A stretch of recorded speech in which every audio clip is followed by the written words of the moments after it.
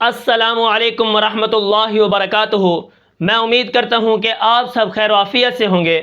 تو آج کا جو ہمارا سبق ہے وہ ہے صفات لازمہ غیر متضادہ، اور آج جو ہمارا سبق ہے وہ صفت نمبر 17 ہے، یعنی آخری صفت ہے۔ جیسا کہ آپ کو معلوم ہے کہ ہم نے 17 مخارج بھی پڑھ لیے ہیں، اور آج ہماری جو صفت ہے وہ آخری صفت ہے جو کہ نمبر 17 ہے۔ ٹھیک ہے، اب یہاں پر کون سی صفت ہے؟ تو چلیے سبق کو شروع کرتے ہیں۔ اب یہاں پر دیکھیں، استطالت، کیا؟ استطالت، یہ صفت صرف ضاد کے اندر پائی جاتی ہے۔ صاد کے بعد جو آگے ضاد آتا ہے، یہ صفت اس کے اندر پائی جاتی ہے۔ ٹھیک ہے، یہ صفت نہیں ہے، یہ سمجھو کہ ضاد کا مخرج ہی ہے۔ ٹھیک ہے، دیکھیں مطلب کیا ہے، یعنی ضاد کو ادا کرتے وقت شروع مخرج سے آخری مخرج تک، یعنی حافہ لسان اوپر والی 5 داڑھیں۔ ٹھیک ہے، ضاد کا مخرج کون سا ہے؟ آپ نے مخرج کو جب جان لینا ہے تو اس کے اندر آواز خود بخود پھیلتی ہے۔ یعنی آپ کیا کریں گے، یہ جو زبان کی کروٹ ہے، اوپر والی 5 داڑھیں جو ہیں شروع سے لے کر ضواحک تک، یہ جو 5 داڑھیں ہیں جس کے اندر کیا ہے، نواجز، 3 طواحن اور 1 ضواحک لگتا ہے، جب آپ کیا کریں گے، بائیں جانب سے لگائیں گے زبان کی کروٹ کو، حافہ لسان کو، تو وہاں سے کیا ہے، جیسے ولو، یہ آواز ہوتی ہے۔ ٹھیک ہے، ضاد کو جب آپ ادا کرتے ہیں تو یہ آواز اس کے مخرج میں دراز ہوتی ہے، لمبی ہوتی ہے، پتہ چلتا ہے کہ آواز اندر گونج رہی ہے۔ ٹھیک ہے، جیسے غیر المغضوب علیہم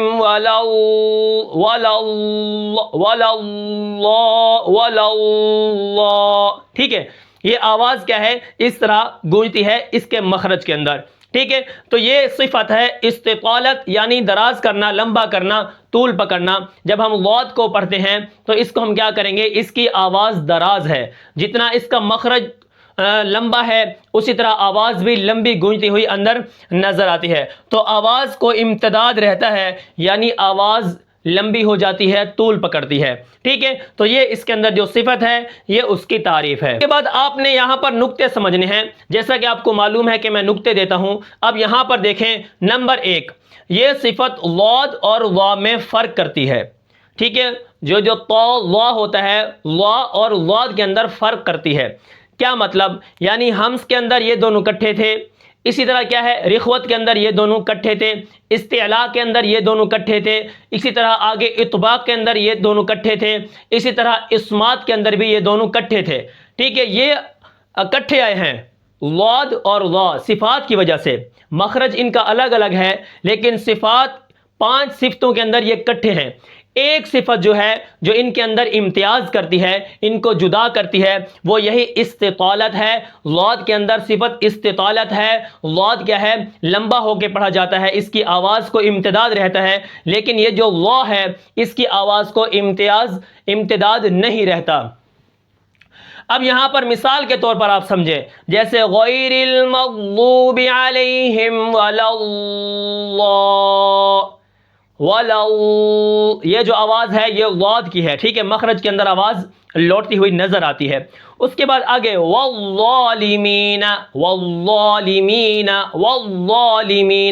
اس کے اندر آواز نہیں لوٹتی، اس کے مخرج میں آواز ہلتی، کیا ہے، والظالمین، اس کو ہم موٹا کر کے پڑھیں گے اور تشدید کو ادا کریں گے، لیکن اس کو کیا کریں گے، ضاد کی آواز کو، صفت استطالت کو دراز کرنا، لمبا کرنا، طول پکڑنا، یہ ہم نے ادا کرنا ہے۔ ٹھیک ہے، یہ کیا ہے، خاص ضاد کے ساتھ ہے یہ صفت۔ اب اس کے بعد یہاں پر دیکھیں، نمبر 2 پر وہ فرماتے ہیں کہ قلقلہ کی طرح ادا نہ کریں، جیسے ٹھیک ہے، غیر المغضوب، ٹھیک ہے، ٹھیک ہے، یہ جو ہے حمزہ ضاد زبر کہیں پر اگر وقف بھی کریں تو اس کو ہم نے کیا کرنا ہے، قلقلہ کی طرح پڑھنے سے بچنا ہے۔ اور اسی طرح نمبر 3 پر وہ فرماتے ہیں کہ ضاد کو دال یا ذال یا زا کے ساتھ کوئی مشابہ نہیں ہے۔ ٹھیک ہے، آپ کیا کریں، وللضالین، اس طرح اس کے ساتھ کوئی مشابہ نہیں ہے، تو اس سے ہم نے بچنا ہے۔ ضاد کیا ہے، موٹا حرف ہے، اور کیا ہے، دال، ذال اور زا یہ باریک حرف ہیں۔ ٹھیک ہے، اس چیز کا ہم نے خیال کرنا ہے۔ اس کے بعد نمبر 4 پر وہ فرماتے ہیں جیسے عام لوگ پڑھتے ہیں آج کل، آپ نے دیکھا ہوگا ضاد کو ڈال کی طرح پڑھتے ہیں، غیر المغضوب علیہم ولدالین، یہ کیا ہے؟ آپ دیکھیں تو اکثر لوگ ولدالین پڑھتے ہیں، ٹھیک ہے؟ تو آپ اس کا مخرج دیکھیں، جو ایک مخرج ہے کروٹ حافہ لسان، ٹھیک ہے، کروٹ زبان کی کروٹ جو ہے آخری والی 5 دانوں کے ساتھ لگائیں گے، وہاں سے ولا ضاد ادا ہوتا ہے، نہ خالص وا کی آواز ہوتی ہے، نہ خالص ذال کی آواز ہوتی ہے، نہ خالص ذا کی آواز ہوتی ہے، اور اسی طرح یہ ضاد ہوتا ہے تو یہ کیا ہے؟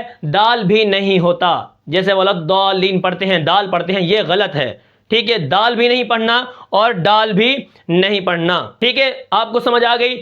ڈال اس لیے ہے کہ ڈال اجمی ہے، ٹھیک ہے؟ وہ عربی کے اندر ڈال ہے ہی نہیں، ٹھیک ہے؟ تو اس بات کا ہم نے خیال کرنا ہے۔ اس کے بعد یہاں پر ایک سوال پیدا ہوتا ہے، وہ یہ ہے کہ استطالت لمبا کرنا ہے، استطالت کا مطلب آپ نے یہاں پر بتایا لمبا کرنا ہے، دراز کرنا ہے، پھر آپ نے یہ بھی فرمایا تھا کہ حروف مدہ کو بھی لمبا کرتے ہیں، اس کو بھی دراز کرتے ہیں، تو پھر یہ کیا ہے؟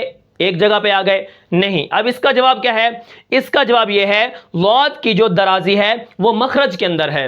ضاد جو ہوتا ہے، ضاد اگر لمبا ہو جاتا ہے، اس کی آواز دراز ہو جاتی ہے تو وہ مخرج کی طرف سے ہے، ٹھیک ہے؟ اور اسی طرح حروف مدہ کی جو درازی ہے ان کی ذات اور آواز میں ہے۔ حروف مدہ بذات اپنے اعتبار کے وہ لمبے ہی پڑھے جاتے ہیں، دراز ہو کے ہی پڑھے جاتے ہیں، ٹھیک ہے؟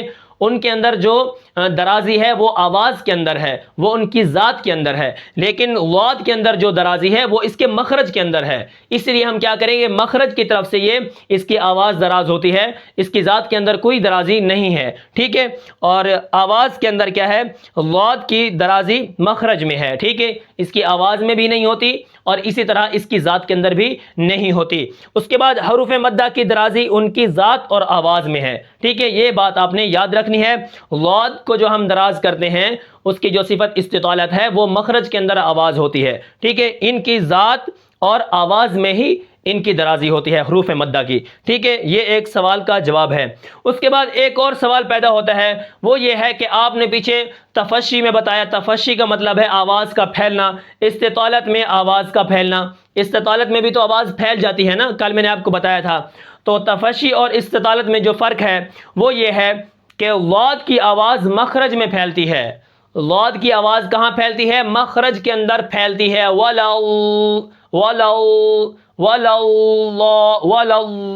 ٹھیک ہے؟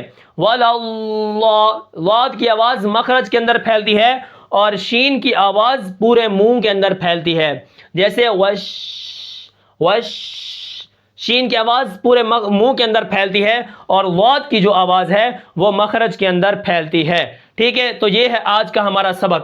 اور اسی طرح ضاد کی آواز کو گھمانا نہیں ہے، ضاد کی آواز کو آواز کو نہیں گھمانا، ٹھیک ہے؟ ضاد کو ادا کرتے وقت ان باتوں کا خیال کرنا ہے۔ تو یہاں پر آج جو میں نے آپ کو سبق بتایا ہے وہ ہے صفت نمبر 17، جو آخری صفت ہے استطالت، جو ضاد کے اندر ہوتی ہے۔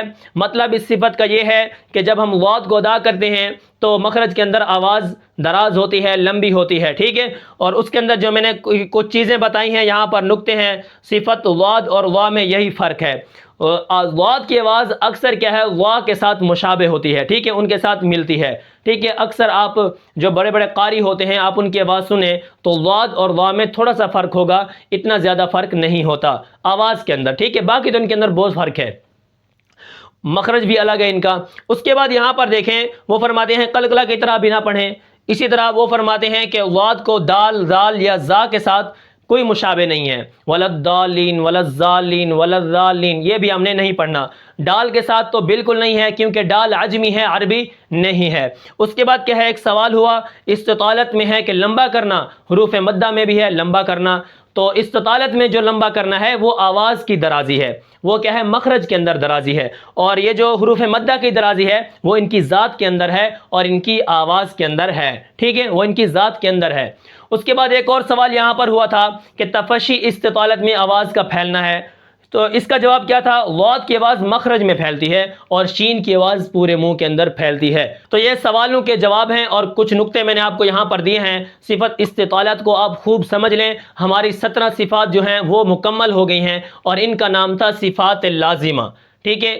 صفات لازمہ کی 2 قسمیں تھیں، صفات لازمہ متضادہ، صفات لازمہ غیر متضادہ۔ یہ آج ہماری مکمل ہو گئی ہیں۔ انشاءاللہ آگے 5 فائدے حضرت مصنف نے لکھے ہیں، تو وہ فائدے میں آپ کو ایک ایک کر کے بتا دوں گا اور ان کا خلاصہ بتاؤں گا کہ حضرت مصنف یہاں پر کیا کہنا چاہتے ہیں اور آپ کو کیا سمجھانا چاہتے ہیں۔ یہ بھی کیا ہے 2-3 صفحوں کا سبق ہوتا ہے، لیکن یہاں پر میں آپ کو مختصر بتاتا ہوں، ٹھیک ہے۔ یہ نقطے میں وہاں سے نکال کے لکھتا ہوں اور آپ کو بتاتا ہوں کہ یہ نقطے یہاں پر آئے ہیں، لیکن اگر ان صفات کو جو سبق میں نے لکھا ہوتا ہے میں یہاں پر پورا نہیں لکھ سکتا، اس لیے بس آپ کو مختصر سمجھا دیتا ہوں۔ دیکھیں ابھی یہاں پر وضاحت ہے، صرف قلقلہ کی طرح ادا نہ کریں، واد کو دال یا زال یا زا کے ساتھ اگر ان کی بندہ وضاحت کرے تو پھر یہ کیا ہے ٹائم اور زیادہ ہو جاتا ہے اور ویڈیو بھی کیا ہے بہت زیادہ لمبی ہو جاتی ہے۔ تو میں امید کرتا ہوں کہ آپ کو آج کا سبق سمجھ آیا ہوگا۔ پھر ملتے ہیں انشاءاللہ اگلے سبق میں، تب تک کے لیے مجھے اجازت دیجیے۔ اللہ حافظ۔